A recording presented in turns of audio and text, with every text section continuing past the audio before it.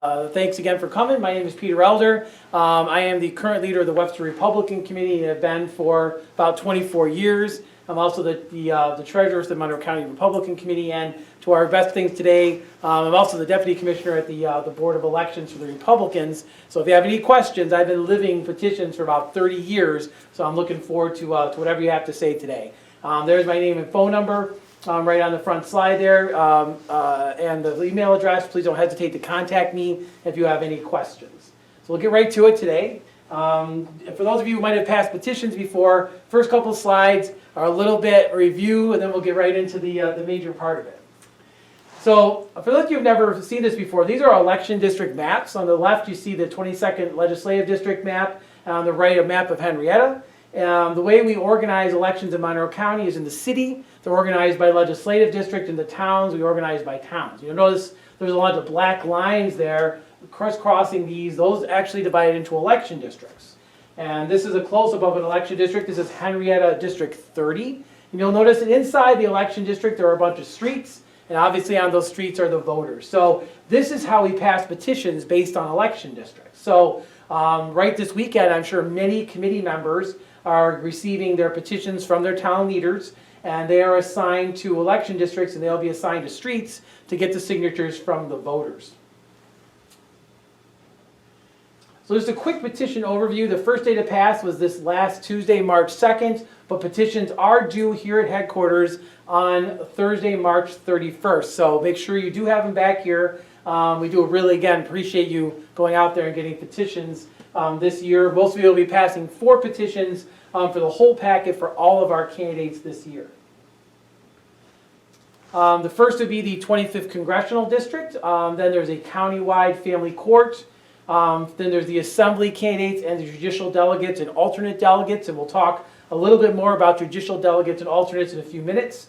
And then some towns will have offices up for election this year, mostly town justices. So this is an example of the list that I will be willing to email you as soon as we know where you actually live. We'll locate your election district. I can email you a walking list. This is an example from Perrington, District 33. And you'll see that it has the street name, the side of the street, odds and evens. So that's usually how people walk. And then the number, the house number on the street with the voters. And remember, this is just a Republican walking list. So these are just Republican voters. But we also give you the age and the gender of the voter, and that's so that you have some idea when you get to the door, if you're looking for that particular voter, if it's somebody who's supposed to be 64 years old, but a 21-year-old answers the door, it's probably not the right person to have signed your petition. Then also, you'll notice over here, very useful, are these voting histories. That goes back 6 years and will tell you whether or not that person is what we call a core voter. So, for instance, if we look at 58 here from McCord Woods Drive, you can see these voters vote just about every year, and there's a very good correlation between the frequency of a voter voting and the likelihood of them signing your petitions. So while we want you to go to every one, of course, if you get pressed for time or it gets a little frustrating, these are the great addresses to go to because they're the ones that are most likely to sign your petitions this year. Now, a lot of Republicans obviously are a little upset this year and agitated, but again, this gives you a good idea of where to go to and your most likely chance of success. So kind of diving right into our petition process today, in order to pass these petitions, you must be a registered voter in the state of New York and an enrolled voter in the Republican Party. But remember, you don't have to reside in that political jurisdiction. As long as you're a registered Republican in the state of New York, you can pass the petition anywhere. So for instance, if you're here today because you're passing for our great congressional candidate, LaRon Singletary, but you might live in Penfield, you could actually pass that petition in Chili because that's the same area that he's representing. So don't feel like you have to be confined to one place. Now, if you're a committee member, very often the leaders will want you to pass in one location. Start there first, but then if you want to do a little extra credit, you could go someplace else. The other option would be to be a notary or a commissioner of deeds if you're in the city. And we'll talk more about that in a few minutes. To sign a Republican petition, now this is the people that you're going to. When you pass, you're called a witness. But the person that when you're the person that are signing the petition, they have to either be a registered Republican voter and they must reside in the political unit covered by the petition. So in other words, again, going back to the Laurent Singletary example, they have to be, if you're passing a Laurent Singletary petition, the voter that's signing this petition has to be in his area. So all of them have to be in the 25th congressional district.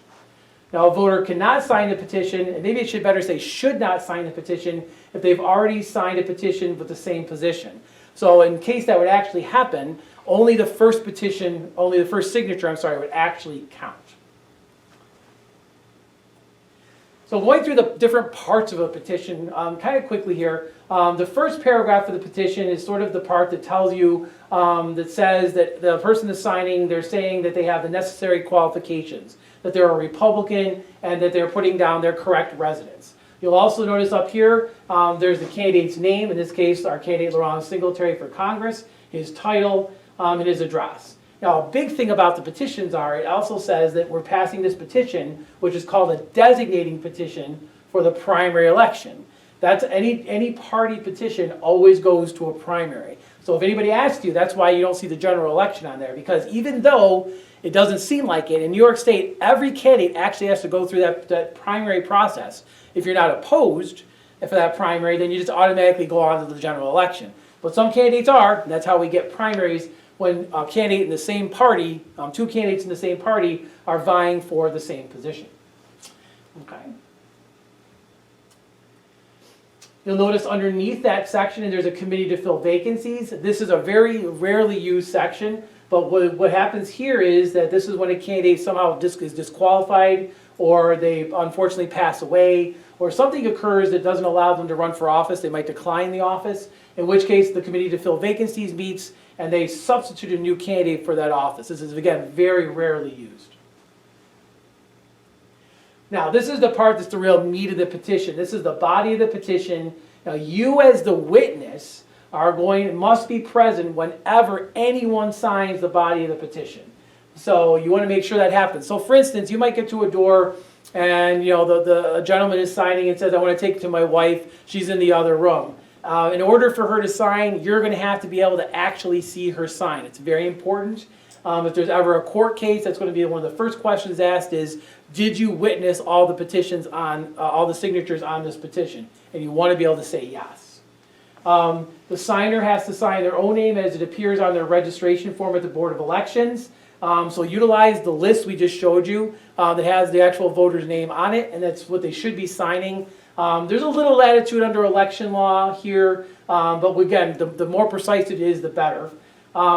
The signature should either be in blue or black ink, and again, little latitude in election law, but it's better to be safe and make sure it's in ink. The signature should always be in order by date. So the signature that appears first, like here it says June 10th, should always be in sequential order with the latest signature last, in this case June 24th. Okay, so it's very important to make sure that the signatures are in the first signature is always before the last one in date. We also want to make sure we don't have any stray marks or ditto marks on the sheet. Sometimes you'll see, for instance, when you have two voters at the same address, the second one might put ditto marks. We don't want that to happen. We want to make sure the full address is in there. Also, make sure there's no stray marks, because even though stray marks may not be a serious invalidation of the petition, although they could, the big thing it does is people are looking through petitions and thinking about challenging them later. Say the Democrats want to do that. Those stray marks attract attention. And you want your signatures to look pretty much just like all the other signatures on the sheet. Okay? Now, a couple quick notes here before we leave this slide. The voter must sign. But if you're in a hurry, or the voter's in a hurry, you can fill out the date and you can fill out their address. The one thing the voter must do that you cannot do ever is their signature. Okay? So now underneath that body of the petition, this is where you as the witness are going to indicate what happened. So you're going to put down your name, your address, print those, the number of signatures that are on the petition, the date that you're witnessing, your signature where it says signature of witness, and then the city or town where you reside. So a couple of notes here. Remember, do not sign anything here until you're either done with the petition or have filled out all the signatures on the petition. The date here on the petition in the witness statement should be the last date on the petition. Okay? So you want to make sure that's true. The other thing that you want to make sure is that you have your name and address there clearly, and also make sure where it says the fill-in number signatures that that number is filled in. And also finally, make sure that this city or town you reside is the actual town where you reside as the witness. So even though you may have passed this petition in the town of Penfield, if you reside in the town of Henrietta, this would be where you reside. In this case, what I just talked about would be Henrietta that you would put there.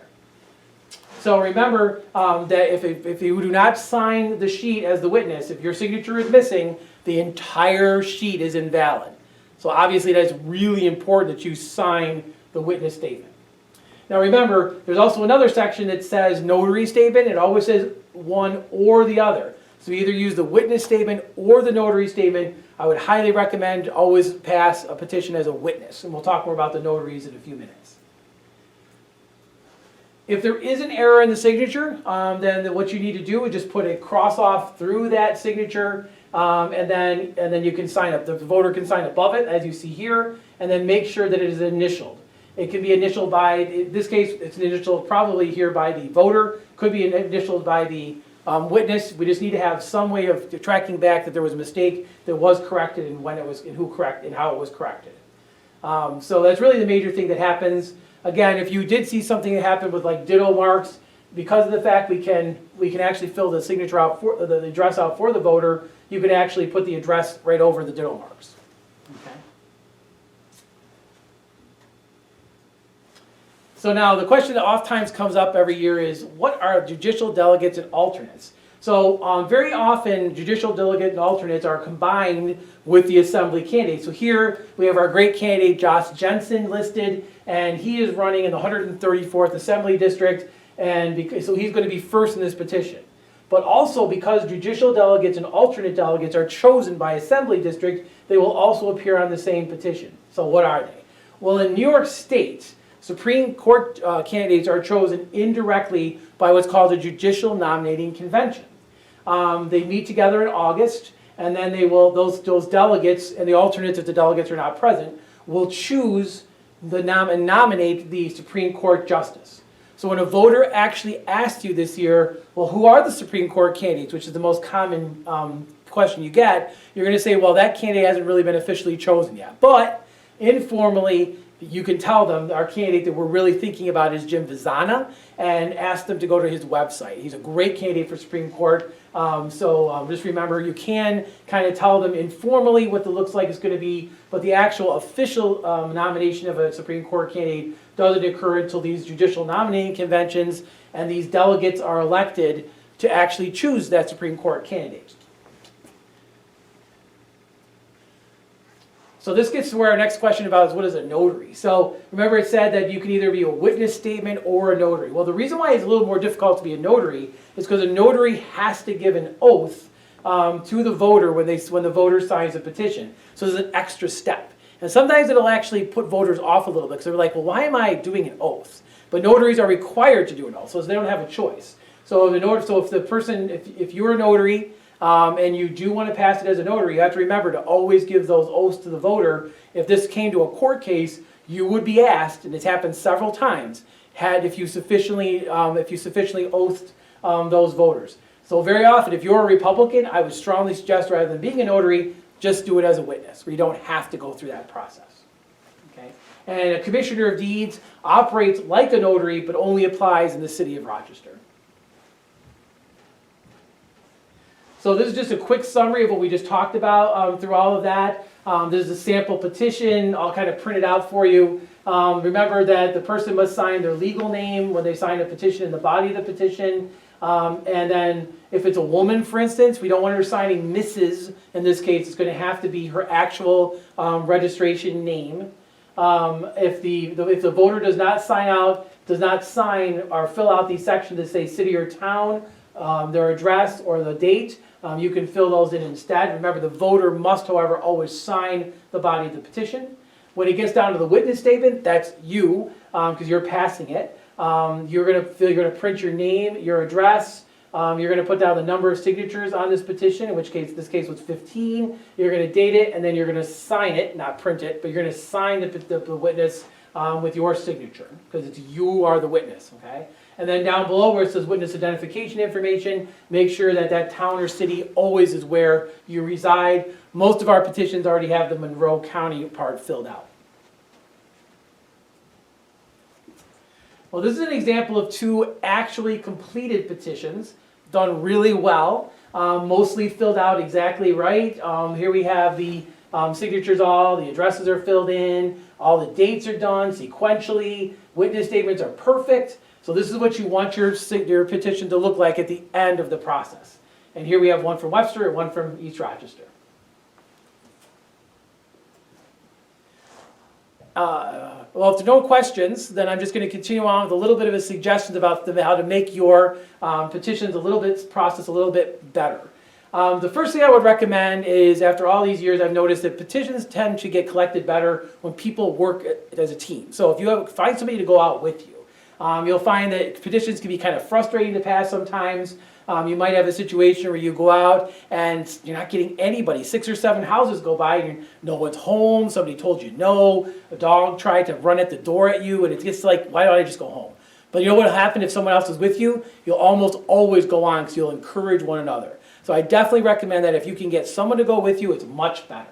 And then the other thing you can do is the 2 of you can walk on different sides of the street at the same time. So, for instance, you could go up one side, they could go up the other side, and you have the time to get on that to do that street, right?